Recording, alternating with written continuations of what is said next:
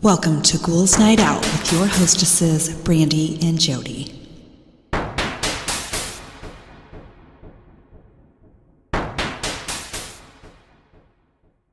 Hello, beautiful ghouls. Welcome. This is Brandy. I'm here with my sister, Jody. Hello. Okay, so I have a stupid joke. Okay, this is from comedian Joe Manda or Mandy. I'm not sure how to pronounce it. It's a quote from his dad, so this is total dad joke. Okay. Two cannibals are eating a clown, and one looks at the other and says, "Does this taste funny to you?" I've actually heard that one before. That Yeah. one's good. Okay, and then Dawn wrote us again. She has a nightmare travel story for us. Okay. So I did my beginning stories as nightmare travel stories, so I'm just kind of going to add hers into them. Okay. So she writes, "Hello to my two favorite funny gals from, I'm assuming, your favorite Minnesotan. Of course. If I'm not your favorite, I'm at least hoping I'm top 100. Well, since we know how many people from Minnesota, one. Yeah. You're our total favorite.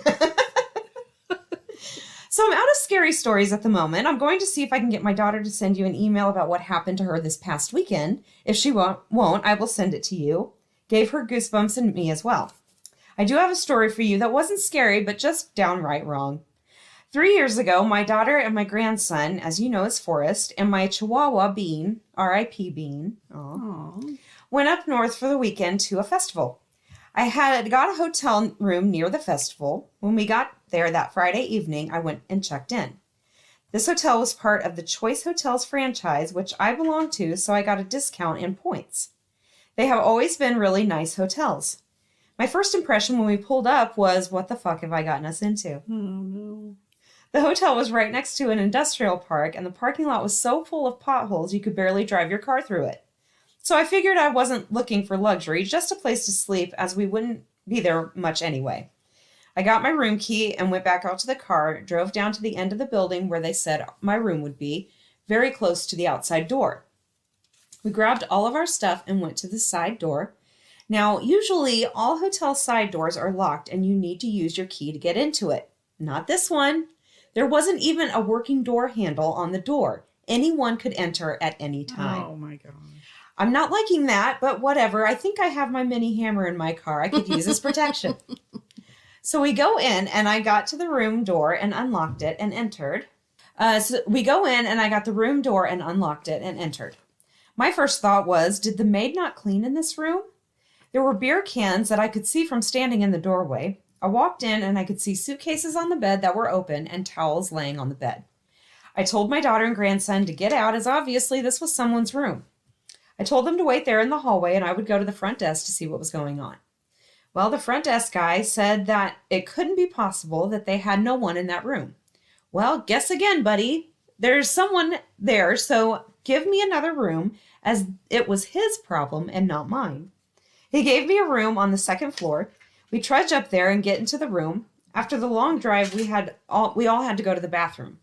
First thought on entering the bathroom was that it hadn't been cleaned in forever, and I was almost scared to use it. Ew. My daughter was over by the windowsill and called me to see all the bugs.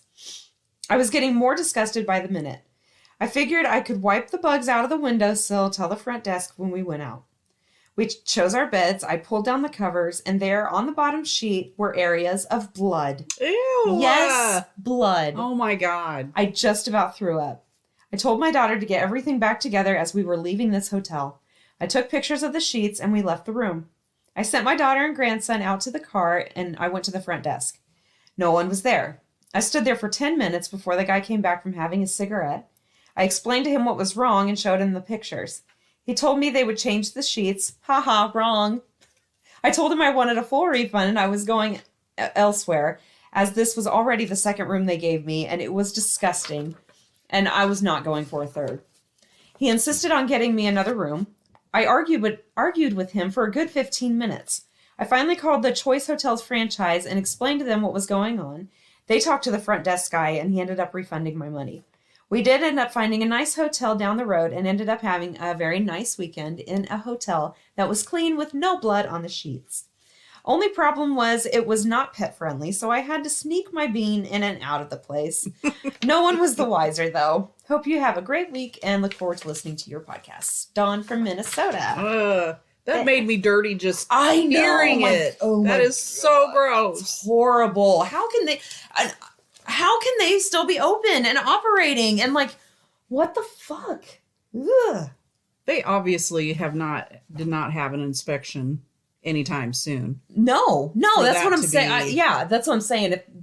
There would be so many, like they would shut that place down. There's no way. Definitely. Oh my gosh. Okay, so I'm going to kind of go, ahead with the...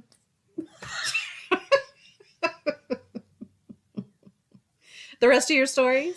I'm continuing okay. the horrible vacation story. Okay. Okay. I went with my girlfriend, came back single. No. Not a great vacation. No. My parents got into a huge fight and decided they wanted a divorce on the second day of a week-long vacation at Disney World. This is the most awful week of my life. That is horrible. That is horrible. I work at a military school, and this experience happened to one of my students. One August, his parents told him to pack enough clothes for a 2-week vacation to the Bahamas. They would be flying out the next day. Instead, they flew him to military boarding school where he was enrolled in processed and had his head shaved. He stayed through the school year. Insult to injuries, his parents continued on to the Bahamas without him. Assholes. That is so rude. It's rude. An elderly woman died 3 seats over from me after 1 hour into a 7-hour flight. Ugh. And I heard that they have to keep them in their seats. Oh. Like if you're sitting next to a dead person, oh my gosh, you have to sit next to a dead person. I would freak the fuck out. I think I would too. I would be like, they can sit here. I am not. Yeah. No. I would die. Oh, No. that's horrible. I shouldn't say that. I wouldn't die, like actually die like them. Oops. Moving on. The airline lost my suitcase with about 10 pairs of shoes in it. I still have nightmares about that.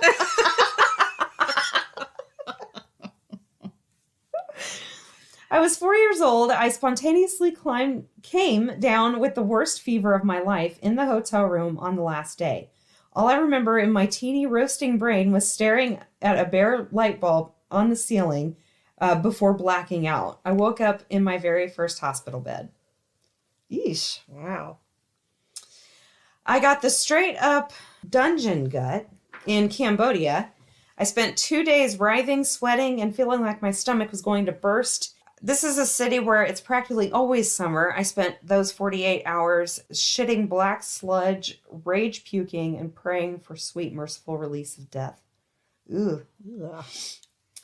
Next one, my parents decided they were going to meet some friends in Las Vegas, and they didn't trust me to stay home alone.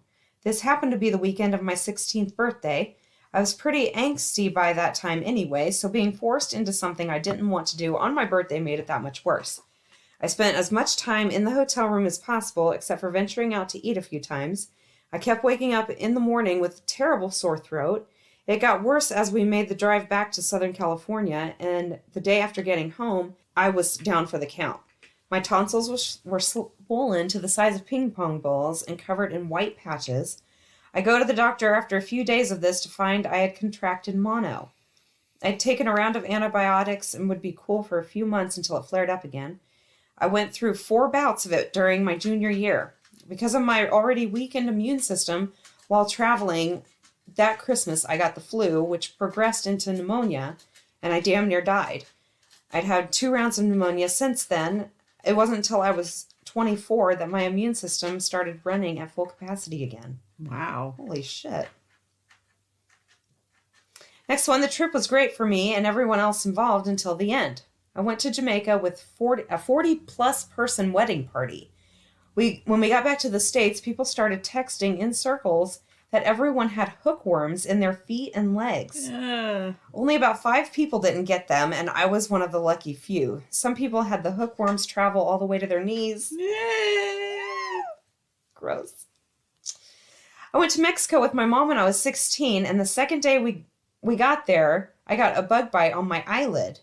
My face swelled up and my eye swelled shut. I was too embarrassed and miserable to go out in public and just spent the entire week we were there reading in the hotel room. Oh. That sucks. I was on vacation with my dad in San Diego when I was in the 6th grade.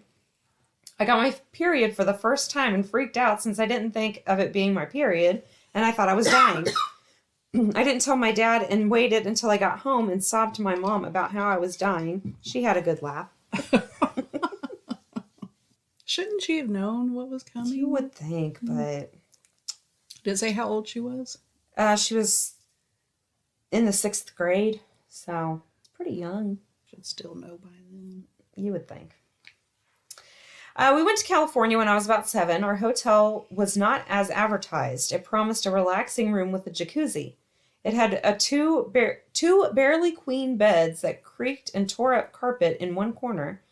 It also promised a luxurious pool, which ended up being roughly 12 by 12 feet and just 4 feet deep. The hotel claimed to be a short walk from the beach, but through gang-infested areas where we received dirty looks and drug offers. Oh my God. Where was that? It just says California. Oh. Some friends and I drove to New Orleans last year for Voodoo Fest.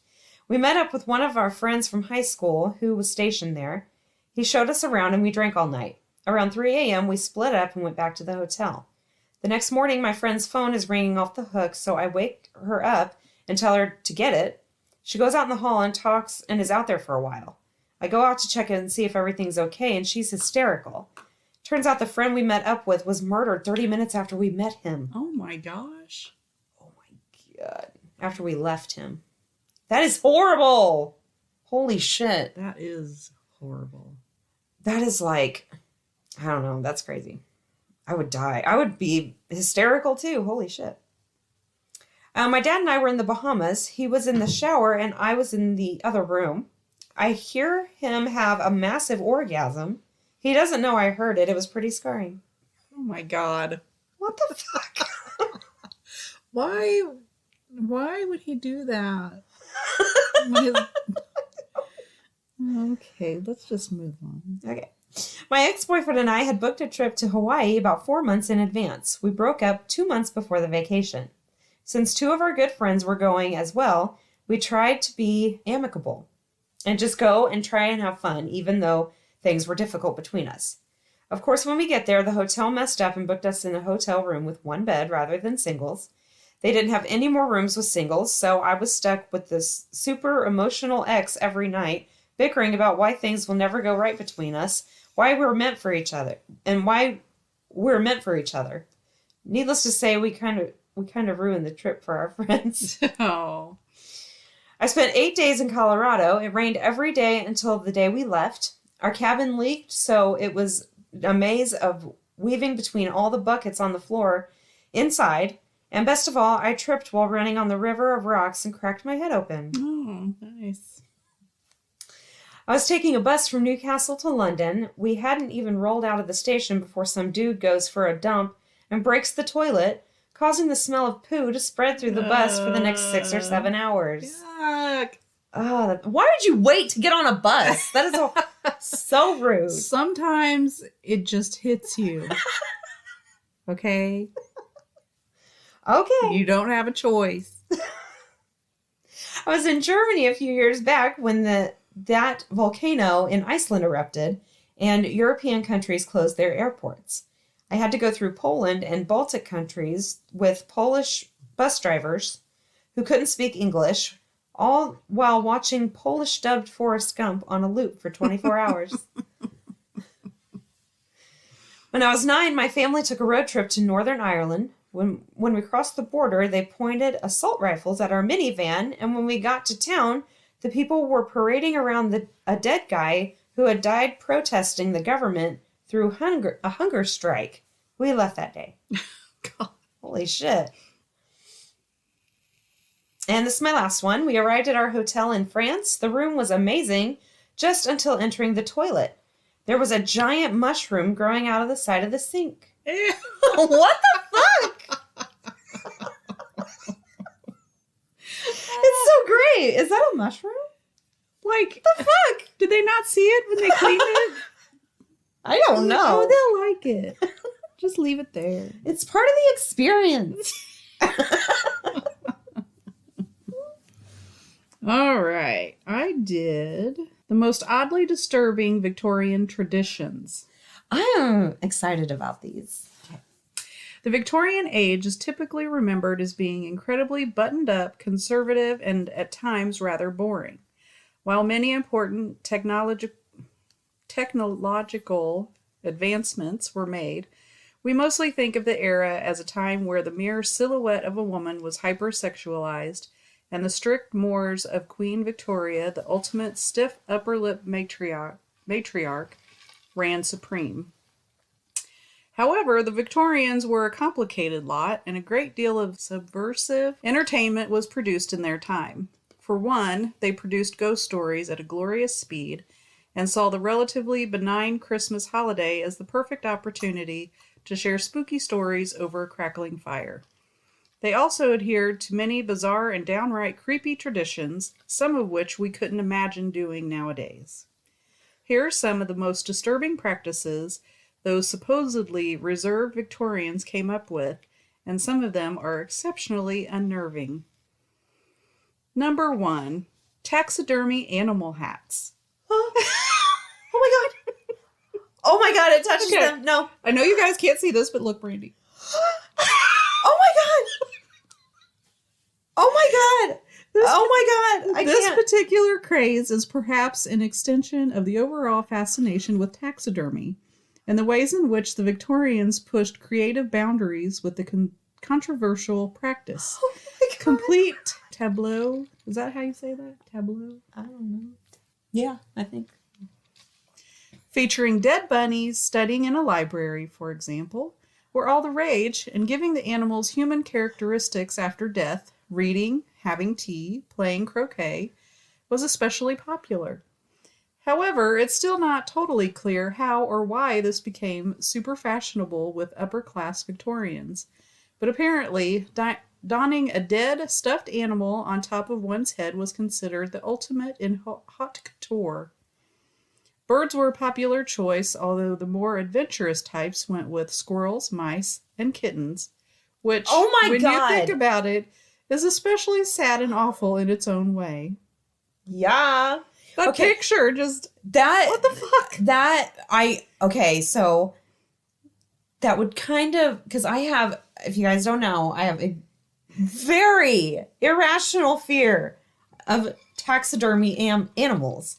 Not only that, but it's like especially touching me. If one of those touched me, I would lose my shit. So I'm thinking Now I know what to get you for your birthday. I would kill you. If I opened a box with a dead animal, I would throw it at you. I would die. I would die. That would be a happy birthday heart attack for Brandy. No, but that if someone, like, if I was like a little girl in the old days when they did that and they made me wear a dead kitten on my head, Oh my god. that would explain why I would have an irrational fear Yeah, of that's taxidermy. true. That is, oh my, I wasn't expecting that. I told you the first one was a doozy. That is horrifying to me. Oh my god. Okay. Oh my god. Are you done now? Yeah. Okay. Sorry. Number 2, mourning dolls. Mourning culture in the Victorian era was rather elaborate and entailed a number of traditions that helped the living overcome the passing of a beloved. Everything from pieces of jewelry with locks of hair from the dead or taking photos of the corpse of the dearly departed were all the rage. While these traditions can be seen as a way of honoring the memory of the deceased, they are still rather disturbing for the darkness they conjure. Perhaps this inherent creepiness is nowhere near as apparent as in the form of mourning dolls. Since medicine was still not terribly advanced, the mortality rate for children and infants was frightfully high. For wealthy families who lost a child, it was customary to create a mourning doll bearing the likeness of their dearly departed. The dolls were typically made from wax, and sometimes the hair would be taken straight from the dead body of the child it was meant to resemble and added straight to its head. This was in the hopes of finding some misguided level of authenticity. I cannot read today. I think I rubbed off on you. Then the dolls would be placed in a crib, sometimes having its clothes changed and generally cared for as though it were a real child. For some reason, this was seen as a healthy way for the family to cope with their loss. It's really no wonder, then, that the Victorian age is known for giving birth to any number of spine-tingling horror stories. Their everyday reality was filled with macabre details. How is that healthy? It's not. It's not. Oh my God. These people are crazy. idiots. Okay, number 3. Halloween costumes. While we may take great pride in donning the most absurd or ghoulish costumes now more than ever, the Victorians arguably had this tradition down pat, just through the sheer creepiness of their masks. One didn't have to be wealthy to look scary for Halloween at the time, and come October 31st, children would be seen running around donning horrifyingly realistic masks of pigs or dead animals over their faces. The gaping O's in the cheaply made plastic disguises somehow looked more realistic than any number of Freddy Krueger or Jason get-ups we see nowadays, and definitely far more surreal. That is very true. Like the more kind of generic the Halloween costume, like especially if it's a mask, it's so creepy. Yeah. There's the picture. I think, ew, yeah, I've seen Yeah. this before. It's Yeah. so creepy. Number 4, safety coffins. Another peculiar tradition originating from the all-consuming fear of death, the use of safety coffins is decidedly less melancholy or romantic. In the 1800s, people truly feared the specter of being buried alive. Whether this grisly preoccupation had to do with the incredibly high mortality rates, or the fact that one of the era's most important writers, Edgar Allan Poe, wrote a number of short stories about being trapped or buried alive, people were deathly, eye-rolling pun intended, afraid of waking up in a coffin under the ground. A safety coffin is essentially an odd contraption allowing for a person to get some air and signal to people above ground, usually by using a bell. Someone would hear the signal in the graveyard and would then rush to save the person who had been accidentally buried. That way, the person who had been erroneously buried alive would not be suffocated underground and could be saved. Hence the popularity of phrases like "saved by the bell" or "dead ringers." However, just how often people were mistaken for dead in the Victorian age is not clear, and whether these coffins truly came in handy a great deal is kind of up for grabs. Number 5, bloody mirrors. Mirrors have a history of creeping people out. Maybe it has its origins in Greek mythology when Narcissus stared at his reflection for on and on, much to his doom. Or vampire stories, the idea that a truly nefarious demon or creature does not have a reflection like flesh and blood humans. But perhaps no other group in history were more suspicious of the power held by mirrors than the Victorians. If a member of the family died in a home, the woman would rush to cover all the mirrors with dark cloth. This was done for several reasons. One is that they believed if they walked past the mirror and saw the deceased looking back at them, it meant that he or she would die next. Another, perhaps more spiritual reason is that they believed the soul would forever remain trapped inside the mirror, never able to find peace. In addition to this odd extension of the Victorians' rather rigorous mourning rituals, mirrors also served as the inspiration for dozens of odd games during their time. Most kids have played Bloody Mary at least once in their lives, quietly staring at the mirror in the dark, whispering the name like an incantation, determined that the tortured spirit of the demonic Bloody Mary would appear. This is in part due to the influence of the Victorians, who apparently were the first to dream up the spooky urban legend. You know, I saw a TikTok one time where this guy just went up to strangers on the street and told them to look in a normal mirror, and they looked in the mirror and saw what they did all the time, and then he told them to look in this other mirror, And they looked in it, and like this one guy almost started crying. And I guess he was saying that when you look in a normal mirror, for some reason, I don't know if it's our brain or the mirror itself, but like our eyes don't reflect normal to us. Like the way, like apparently we've never seen our eyes the way other people see them. Okay. So like if you look in a mirror, our eyes are like kind of dead. And he had this other special mirror that you could see actually what other people see when they look at you. Oh. And their eyes were like full of life, apparently, and it looks different. Huh. It was weird, though. That's interesting. Yeah. So, like, apparently, our reflections in a normal mirror are not necessarily us. I would be afraid to look in the other mirror. It's apparently good. Like I said, this guy was, like, amazed. He almost started crying because he was looking at himself, and he was like, that's not me. He was like, oh, my God. It was weird. That's interesting. It is interesting. Huh. So this week I did the creepiest or most unexplained thing that people have seen in broad daylight. Okay. First one, my high school girlfriend and her family all talked about this ghost in their house and always said that it sounded like a man wearing boots walking down the hallway. We were all very close, so one day when they weren't home, I just walked in and went to my girlfriend's room and laid down on her bed while I waited for them to get back. A man in boots walked slowly down the hall, right outside the door of the room where I was laying. I did the only logical thing and climbed out of her bedroom window. They showed up a few minutes later and asked why I was standing around in the front yard and why I hadn't just gone in. I told them I heard the ghost and climbed out of the window to escape. They laughed their freaking heads off. It was broad daylight, totally creepy, and very unexplained. Next one, I used to live on a farm, and one morning there was a full horse leg on our driveway. Like, still had part of the hip attached and was fresh. Wow. We sprinted down to our horses to find them all completely fine. We disposed of the leg and never got an explanation. That's so weird. I know! What the fuck? Oh my God. Where'd it come from? I don't know. Some freaking giant dinosaur lost their leg in a portal and it landed on these people's driveway. I didn't need it anyway.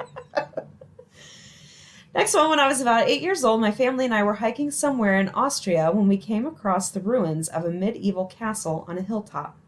A sign said that there was a cafe near the ruins, so we went up. The cafe was deserted, and all the tables and chairs were toppled, and next to the building stood a brand new Mercedes with a lot of bullet holes in the trunk and the rear window. The car was heavily armored. The rear window was so thick that the bullets hadn't even penetrated it. We turned around on the spot and got out of there as fast as we could. Once we were back at the hotel, my dad reported it to the police, but they dismissed it. We never knew what came of it. That's weird. That is weird. The fuck? Next one, I was crossing at a busy intersection and saw my perfect double walking towards me. We basically locked eyes until we passed each other. It was a total mindfuck. Even more disturbing, instead of stopping and chatting and being amused by the entire biological coincidence, my immediate subconscious reaction was a massive rising internal rage that someone somehow had stolen my face. Very, very weird. Wow, well, that is weird. It is weird. But like we said before, I don't know if I saw someone that I would think they looked like me. I know. You just don't. But if you, well, okay. Just for instance, say you're walking down the street, someone is walking the other way. You look at them and you think, they look like me. You wouldn't be like, motherfucker stole my fucking face. You know what I mean? Why would he immediately get mad? I don't know. That's so weird. Huh. Anyway. That's weird. Next one, I saw a zombie. I was working in Kingston, Jamaica at the time in the late 80s when I saw it. Naked man, ashy, dirty skin, eyes rolled up in his head, and stiff limbs just sort of lurching through traffic in Jamaica. I asked my Jamaican crew, and they said yes, it was a zombie, but it's because of a drug, not magic.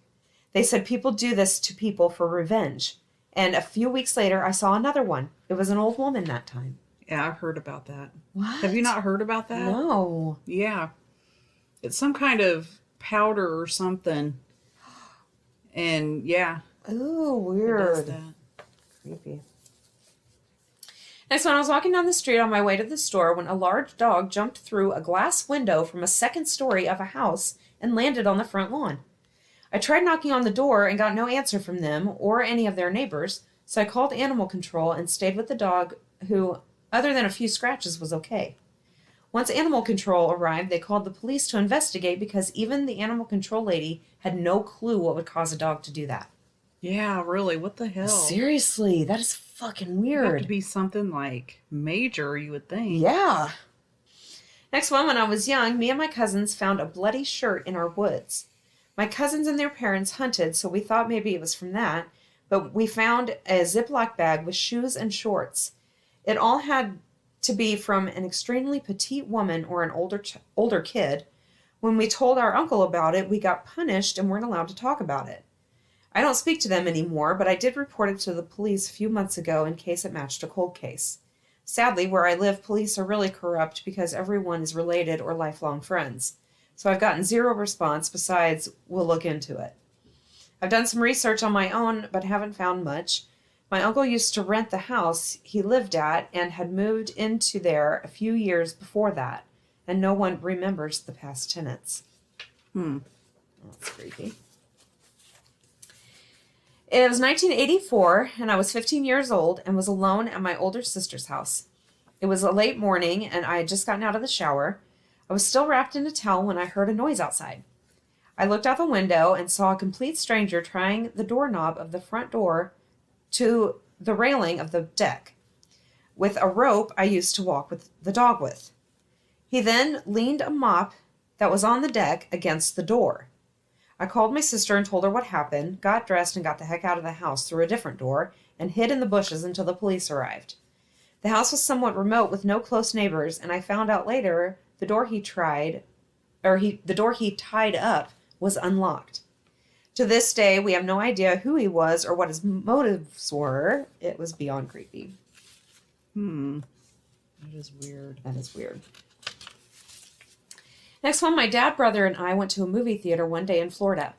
It was around 4 p.m., so it was getting darker, but still light out. We went up to the front where you could buy tickets. When we looked around, there was absolutely no one in the movie theater at all. No employees, no other guests. We simply walked in, looking all around to try and find someone we could purchase a movie ticket from, but could find no one. All the movies in each of the theaters we checked were running, but with no one else inside. So we just sat down and watched a movie, then left without seeing anyone else the whole time. It was very surreal. That's so weird. Who was playing the movies then? They got a free movie? Nobody else. What the? And all the doors unlocked? And That's so weird. so weird. It's kind of funny, but... next one, a man with freshly exposed bone on his arm and missing a substantial amount of skin and muscle walked up to me in a parking lot, asking me calmly for cigarettes. It really freaked me out, so I told him I was calling 911 for him. There wasn't much blood, but the guy clearly needed immediate medical attention. He immediately ran off, and I gave his description to 911. This was in San Jose on an afternoon about 5 years ago. The image still gives me nightmares to this day. That person had to be high on something. Absolutely. A few years ago, I was smoking a cigarette in front of my apartment on the front steps in the middle of the day around noon or so. I got up to head back, but for a few fleeting seconds while I was looking at the building, it looked totally unfamiliar. I knew I lived there. I knew it was my home. I knew I had just stepped outside for about 5 minutes previously, but my brain was giving me some kind of indication that I had never seen this place before and that there was danger. I violently wagged my head back and forth like an aggressive no gesture and was immediately back to normal. I'll never forget that moment. It was like my concept of reality had very momentarily just cracked. Wow. What? Weird. Next one, I once had a dream I was walking solo down a dirt path that felt familiar, even though I had never been down that path before. As I walked toward the wooded area, the feeling of familiarity changed, and the path ended at an abandoned cemetery. I was drawn in towards a specific grave with an old stone bench next to it. The headstone had an angel on it with one wing and a pine needle dangling from a cobweb. It drifted in the breeze. I then woke up and immediately felt like the dream was calling me back. The jolt from waking up was so startling, I decided to write the dream down. Years later, I was looking at houses with my girlfriend. At one showing, the realtor called and said she was running late. Behind the house, we noticed a path past the overgrown grass going into some woods. We decided to walk it to kill time. As we were walking and I was enjoying the sun on my face, I was hit with an intense feeling of deja vu. I knew this place. As we reached the woods, I saw at the end of the path an abandoned cemetery. It was the same cemetery from my dream. I told my girlfriend I'd visited this place in a dream and described specific details down to the pine needle hanging from the angel's wing. She thought I was trying to pull a stupid prank until we got to a sunken grave, missing a wing and stone bench, and even the pine needle hanging off the angel's wing. She immediately walked back toward our car. The entire experience was a copy-paste of my dream, except I wasn't alone this time. When we were back at the house, my girlfriend asked how I knew all that detail. I let her read the dream I wrote down. I described the path, trees, cemetery, and the weather perfectly. She refused to ever talk about the experience again. That was around 20 years ago, and the experience still haunts me to this day. Ooh, That's crazy. that is. I wonder how many of our dreams have actually come true. Like, I wonder how many of our dreams that we don't remember yeah, have come that's what I true. mean. Yeah. Like, or is, when you dream and then you wake up, it usually disappears. Yeah, you just don't remember it. Yeah. Yeah. So I wonder how many of those Yeah. are like actual. We could be dreaming our entire next day for all we know. We just Yeah. don't remember it. Yeah. Next one, in the 80s, my dad was in the Peace Corps and lived in Sierra Leone for 3 years. He had a motorbike and would ride around the roads when he had free time. One day he was riding a dirt road that snakes around a small hillside past some construction works. About half a mile after the road work, he sees a man on the side of this dirt road on the hillside, just laughing his butt off, and he was blue. Not like painted blue, but blue. At first, my dad rode on, not thinking too much of it. Then it sunk in that he just saw a blue dude sitting on the side of a dirt road laughing wildly. He turned around and rode back to where he saw the blue dude, and there was no one there. He kept retracing the path beyond the road work and never saw the blue guy again. Later that day, he went to the village he was living in at the time and told the locals about what he had seen. The locals all laughed and said, "No, you didn't. White men can't see devils." Ooh. I just got chills. I did too. Isn't that creepy? Yes. Holy shit. Next one, it happened on January 28th, 1986, when the Challenger space shuttle exploded. My family was watching the live coverage of the launch. At the same time, we heard a loud sound from my room. We all went to see what it was, and a poster of a space shuttle fell off my wall. Oh my god. What a coincidence. That is kind of creepy, but... I was walking past a church one day when I was about 15 years old, and standing in front of one of the graves was a cowboy dressed head to toe in pure white. He looked straight out of a movie. His hat, shirt, waistcoat, trousers, and boots were all so white, like an incredibly clean white, as if he had just bought them. He was white with short brown hair, stubble, and was an average-looking guy. I kept staring at him, blinked, and then he was just fucking gone. I live in the UK, so it was weird to see anyone resembling a cowboy anyway. I don't know if it was my mind playing tricks on me, but I could swear he was there. He looked so real. That's weird. That is. It was an angel. Angel cowboy. That's what I was thinking. They're like, I think I'll be a cowboy today. It was around the time of the planking craze.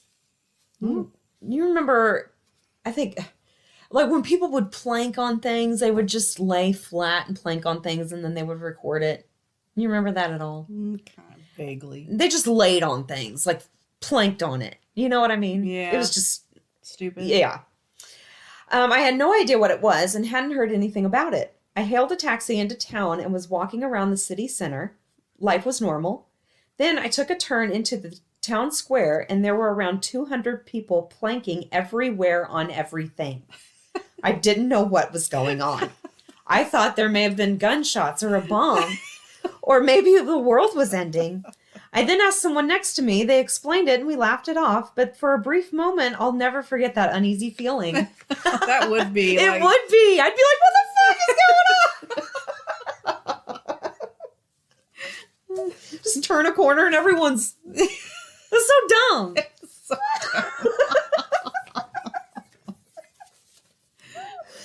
Oh my God. Okay. I think my favorite craze, though, is the spontaneous, like, dancing, line dancing.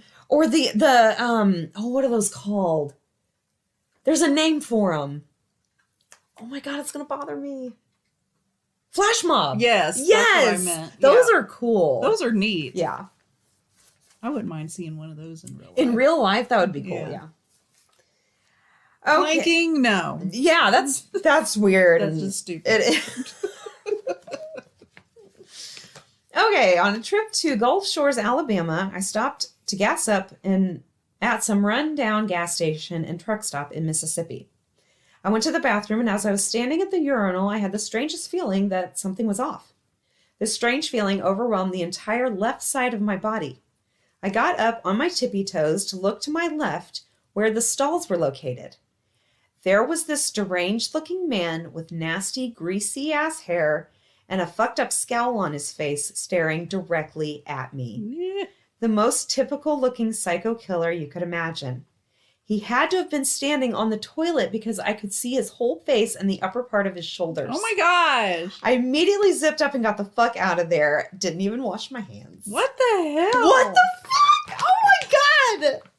Oh my I God! would probably start screaming. Run out of there. Well, knowing me and how dumb I am, I would freeze and die. I wouldn't know what the fuck to do. I'm just like, okay, I live in this bathroom now. Not for long. Oh my God.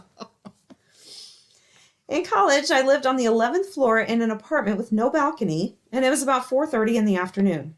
I was walking through the hall when I saw a man walk into my apartment about 10 seconds before I walked in. I was living with 3 roommates at the time, so I just figured they were having guests over, no biggie. I habitually bolted the door behind me, even though it locked automatically on the outside. I put my stuff on the couch and went toward the back bedroom to say hi to whoever came over. Only my roommates were there, and they had no idea who I was talking about. It wasn't a big apartment, but I searched everywhere while my freaked-out roommate stayed in the back bedroom. There was no one else in the apartment, and the door was still bolted from the inside. Ooh. Creepy. Yeah. Next one, my dad is a paramedic, and one call took him to an SUV that had to be towed out of a river. The car was obviously not working, and the 2 guys trapped inside were already dead. As they pulled the dead guys out of the car, suddenly all the lights flashed on, the windshield wipers started going full speed, and the car radio blasted at max volume. It was unexplainable, and it freaked everyone right out. Yeah. Yeah. Next one, my family had a car packed up for a road trip because we were moving across the country from the Pacific Northwest to the Rust Belt. We were heading to the highway to get out of town and had to take some weird access road to get there. On the way, there was some man holding a long barrel rifle to a woman's head walking through a vegetable garden. He was holding it with one hand and had a cigarette in his mouth. The woman was crying. My mom didn't believe me. I was 14, but I know what I saw. What the fuck? Yeah. Crazy. Next one, I was a manager at the Harriet Beecher Stowe Center for 3 years. My office was on the main floor of an 1872 carriage house with lots of history. I mostly hung out at the front desk next to the gift shop. This particular day, we had no visitors come in because of rain and sleet. A bit before 5 p.m., I sent the 2 guides to close up the Stowe house, and I was alone. Suddenly, I heard stomping above me in the guide break room. Someone big was stomping around and moving heavy things. At first, I assumed someone broke in, but that didn't make sense. I couldn't see the main staircase from my desk, I could see the main staircase from my desk, and the door on the other side was always locked. I called up to the guide break room where the noise was coming from, since it was a two-way phone speaker, or the room should have been empty, but I could very clearly hear someone up there, and they sounded angry or upset. I heard them stop at the desk, panting and moving papers frantically. I radioed security. Our security guard wasn't far away and marched up to the break room by the front stairs while I watched the back stairs. No one else was up there, and no one else came down. We had motion detectors, so if someone hid, they would have been caught. My two guides returned shortly thereafter and went upstairs. On the break room table was a big crumpled pile of plain white printer paper. The guides swore up and down that the table had been clear when they left to close the storehouse. There were older women that I'd worked with for years, so I know they were telling the truth. I know what I heard. I'll never forget hearing it through the phone speaker. As it approached the desk above me, I could hear it breathing. I knew whatever was up there was not good. It was evil. It scared me so much. When I went home, I sat in the Stop and Shop parking lot until my husband finished work that night. I was too scared to go home alone. That's creepy. Yep. Next one, when I was a teenager, I was at a friend's house when his parents and family were not home. At around 5 p.m., I was outside on his back porch tying my shoes before going back into his house. It was like a 20-second action. But when I walked inside, his entire family was back home, sitting at the kitchen table and eating dinner. They were staring at me, freaked out, asking why I'd just walk into their house. I asked what time it was, and they told me it was 6:30 p.m. I'd lost an entire hour doing a 20-second action. To this day, I still have no clue what happened or where the time went. Ew, those just freak me out. I know. Like and there's a lot of them too. Like people just like, yeah, I went to go get food and Weird. gone for 3 hours. Fucking weird. It was in the winter, like 10 years ago or more. We went out to a near hillside to have some fun with our sleds. There were tons of people because it was a really popular spot, so we chose a more isolated part of the hillside. I slid down, then headed all the way back up. As I was pulling my sled behind me, I saw this darkish, centipede-like creature about 20 meters ahead of me. It was the size of my forearm. It lifted its front part where its head was, took a look around, then quickly retreated into a ditch and disappeared. To this day, I haven't told anyone about it because it felt very real to me. But it's so random that I might have just been imagining it. It feels too specific. I was like 14 years old at the time and completely sober. Well, I would hope so. I know, right? That's what I thought. When I was a little girl, I was playing in my room one morning with my sister. I looked out my window and saw a man staring in at us. I told my sister to leave my room and get my father. He didn't believe me and thought I was imagining things. I had an awful hard time sleeping that night. Throughout my childhood, I'd hear what sounded like footsteps outside at night, or my parents' car doors opening long after they had gone to sleep. Several years later, I looked at our house on Google Maps. I'd always assumed we lived by ourselves in the woods, far from anyone else. Turns out there's a small house that looked like it was being lived in only a few hundred yards in the woods from us. That's freaky. Yeah. Years ago, I was at Walmart picking up a few things around noon or so. I noticed a ridiculously big dude, over 6'6", holding a baby carrier with a blanket over the baby at the end of the aisle, talking on the phone. He knelt down to look for something from the bottom shelf, put the baby carrier down on his left. Then a woman with bright blue lipstick walked right past me, stopped next to him, grabbed the baby carrier while the dad was juggling a phone call, the baby, and whatever he was looking at. And I thought to myself, wow, that's weird. I wonder if she's his wife or something. The guy found whatever he was looking for, reached to pick the baby up, only to realize the baby wasn't there anymore. He froze for a second, then calmly said, "Honey, I'll call you back in a second. I need to locate our child." Oh my gosh. I looked at him, and he looked at me straight in the eyes and asked if I saw a woman with black hair and blue lipstick nearby. I was weirded out and said she was right behind him less than 10 seconds ago. He thanked me and bolted to the front doors. The woman had tried to leave through the front doors, but was stopped when the man yelled out that she was kidnapping his child. I learned she was a serial stalker from a previous failed relationship. The fact that she was so brazen to go as far as stealing an infant child in public was wild. And it was creepy how calm she looked while he was yelling at her for her actions. Psycho! I thought it was freaky. He knew exactly who it was. Yeah. That's not good. No. Oh my gosh. It was 2008 during a mountain bike race in the Midwest. It was 100 degrees Fahrenheit. It was such a hot day, and it felt like there was no oxygen in the woods. 3 of us were well ahead of the pack. We were about to lap another racer when he just rode off the trail and down a steep ravine. All 3 of us stopped. The ravine was steep and very deep. We found his bike halfway down, but not the racer. They sent a search party and found nothing. To this day, he's never been found. I think the heat messed with his head and he was disoriented. I got really dizzy in the race due to the heat. We made it to the bottom of the ravine ourselves and don't think he would have died. So they never found him? Never found him. They found his bike about halfway down. Huh. Weird. Yeah. A tooth just materialized on my kitchen counter one day. Yeah. Asked all around my family, no one lost any teeth, no kids lost any teeth. I never lost any teeth. No clue where this tooth came from. It just appeared one afternoon. What? Weird. Didn't we have a story where a tooth was found in a car? Yes. So weird. It's like, who's running around losing teeth everywhere? Oh my. Next one, when I was 15 years old, my family and I camped in the Grand Canyon during the summer.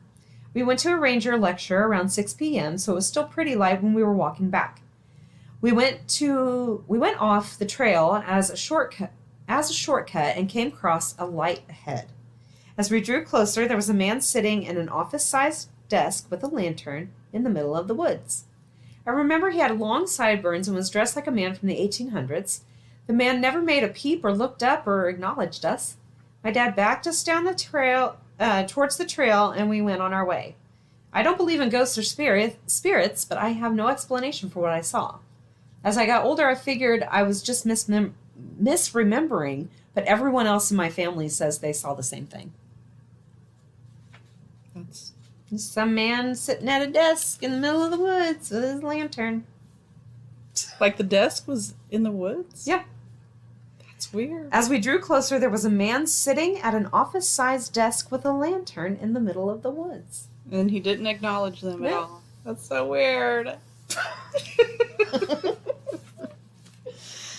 I was about 7 or 8 years old at the time. I was with my mom, who was house sitting for my aunt. We were waiting for my stepdad to pick us up. I heard a car door close outside, so I ran to the large viewing window by the front door. I called my mom over, saying he was there to pick us up. She thought it was a bit early, so she came to look. He was wearing a purple shirt with a green collar and a black hat. We both saw him walking to the garage area from the driveway instead of walking to the front door. Strange. He never came inside, so we looked outside again, and his car wasn't there. My stepdad was a very tall man at 6'7", so it's hard to mistake him for someone else. She called his cell phone and his work, no answer. After 15 minutes, she called his parents' house. He was over there helping them with their computer. But his parents' house was on the other side of town, at least an hour away. There was no way he could have made it over there in 15 minutes. He didn't believe us that we saw him. We described what he was wearing, and he couldn't comprehend how we knew. He said that purple shirt with the green collar was a new work shirt he received that day. We had never seen that shirt before. I have no idea what transpired that day, but I can't explain it for the life of me. Weird. Next one, back in primary school, I remember clearly that while waiting to go into the actual school building one day, a lot of students were gathered around a poster taped to the library on the other side of the school. I went there to see what they were looking at. I still remember the poster. It was different pictures of cats cut apart, like a picture of a cat's head next to its body and its feet cut off. Many of us were disgusted and frightened. There were like 6 or so different pictures on the poster. In the middle was a warning, keep your cats inside. Our teachers noticed because a few kids were crying, and they had the poster taken down immediately. I seriously would like to know what sick person would put that up next to a primary school. I remember our parents telling us not to play in the woods because there was a person actively mutilating cats. We knew this. We had seen the pictures. It's Horrible. Next one, it was our end of 8th grade field trip, and we were on a campground owned by a church. We were free to explore the land. There was a small river with a wide pebble beach, and there were lizards running all over the pebbles to different areas of brush. I liked to try to catch the lizards, so I started chasing them. With my hands extended, almost touching the lizard, I followed one until it crawled across something that wasn't pebbles or branches. It was short fur. I recoiled in an instant and stepped back. The lizard had crawled onto a goat carcass that was half buried in the sand. There was a pentagram carved in its forehead, and its eyes were milky white. There were a lot of partially burned sticks nearby, but weirdly, the goat carcass hadn't started to stink yet. It was probably some teenagers messing around, trying to summon Satan or whatever, but it was an incredible moment of shock. I only realized that what was happening when my hands were inches away from the dead carcass. Ugh. When I was a teenager, I saw an old man who looked about 70 years old open up a sewer grate and just hop in. That was that one. Okay. Not me, but my dad. He was outside at the far end of the yard and saw me standing on the stairs, whistling for him to come back to the house. When he got back inside, he asked what was up and why I had changed my shirt. I hadn't been outside, didn't hear any whistling, and was wearing the same black shirt I'd been wearing all day, not the white shirt he had saw me wearing when he saw me outside a few minutes earlier. Creepy. Doppelganger. I was about 11 or 12 and walking to my friend's house a few blocks away when randomly a dime hit me right between the eyes so hard it left a bruise. There were no tall buildings around, no car drove past, and to my knowledge, there were no planes above. It was probably the weirdest thing that's ever happened to me. That is weird. Here, have a dime. It left a bruise. What the fuck? Next one, as I was walking through the grocery store one day, I looked down an aisle, and clear as day, my great uncle was at the end. He looked straight at me and waved. I walked by the aisle before my brain registered what happened. My great uncle died 22 years ago. I took a step backwards and he was gone. I know it was him. There isn't a doubt in my mind that it was him and not someone who just looked like him. Ooh. And this is my last one. My father and I are window cleaners. We were working a vacant home from the Roaring '20s era. Giant chandelier, wraparound spiral staircase, checkerboard flooring with fancy carved golden trim. I could write paragraphs about this home. It was big, bold, and beautiful. My father was upstairs cleaning the main bedroom windows and listening to music through a speaker. It was a track from the 70s. I was coming upstairs and the sun outside hit the chandelier, momentarily blinding me. It was like a flash bang and I was stunned for a second. When I recovered, there was no more music and the whole house felt different. It was almost the same, but it felt like there was one small thing that I couldn't identify that had changed. I asked my dad if he was listening to music, and he told me, no, but that's a great idea, and started playing music from his phone. It was the same song I had heard when coming up the stairs, but from the beginning. Now, my father doesn't remember the house. There's a small part of me that is convinced that when I'm on my deathbed, I will look out the window and finally see the thing I know is off and realize I am in a different world than the one I was in when I was going up those stairs. Ooh, those always creep me out. I know. Like in an instant, your life could just change. So weird. It is. And there's so many stories. If one of them is true, crazy. Well, I don't think every single person that tells one of those stories is lying. Well, no, exactly. But I mean, even if that's the case, if every single person except for one person is lying, Ugh. that opens the door to anything. Yeah. Okay, it's time for the witty wrap up. Tried to throw a slightly neglected baby doll into the toy basket, and my 3-year-old shrieked, "That's my daughter!" Had no idea.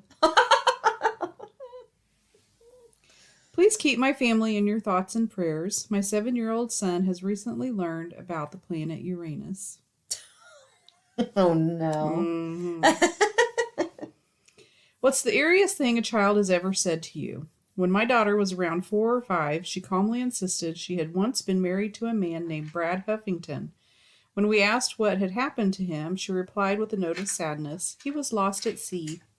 Oh my God. I absolutely love those. Yeah. Especially when it's such a young kid and they're just like, oh yeah, I was married.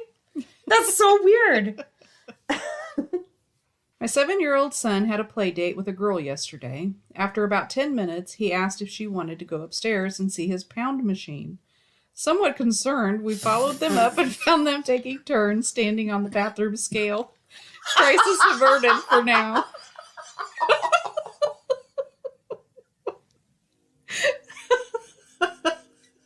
Oh my God. I was not expecting that. Pound machine. I'd be like, what the fuck's a pound machine? I would too. I'd be like, I'm following them. Oh, yeah. What the fuck is a pound machine?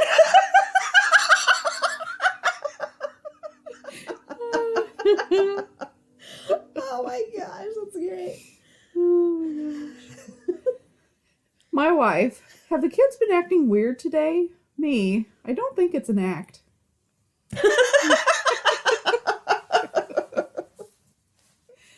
Caught my kids playing rock, paper, scissors with actual scissors. What? No. No shit. Oh my god. Thinking about the time my 3-year-old forgot the name for chicken nuggets and called them orange meat cookies.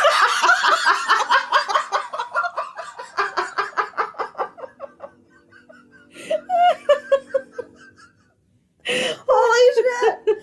Oh my God. That's so gross. Orange meat cookies. Oh my God, that's hilarious. Something they don't warn you about parenting is you will watch Frozen 8,000 times and want to die, and then one day when your kid is asleep, you won't know what to watch, and suddenly a tiny part of you will be like, you know what would really hit the spot? Frozen! Oh my gosh. That has never happened to me. My kid kept asking if he could try the chicken milk. What? And it shows a picture. It's liquid egg whites. You don't want to try the chicken milk? No, that'd be so gross. Me, why aren't you ready? We're late. 10-year-old. Did you know the amount of people older than you never increases? Fuck you.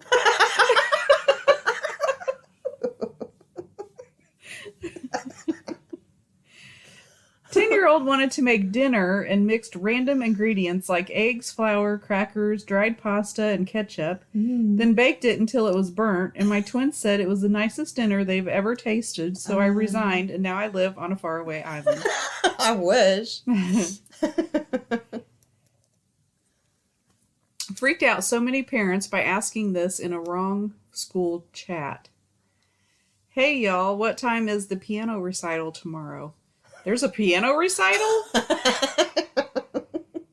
Oops. Oopsie. Wrong chat. Sorry. As a parent, I just feel like a big fat liar. Easter Bunny, Tooth Fairy, Mommy and Daddy were just wrestling, etc.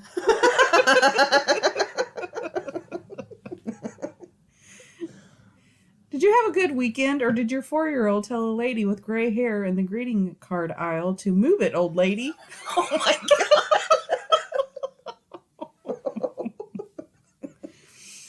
Us takes 5-year-old to Disney. 5-year-old, is there Target here? Oh my God.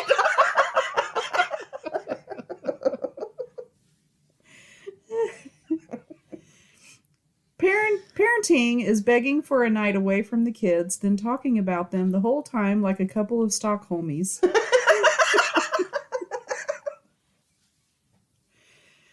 5-year-old, Mom, can I fart on you?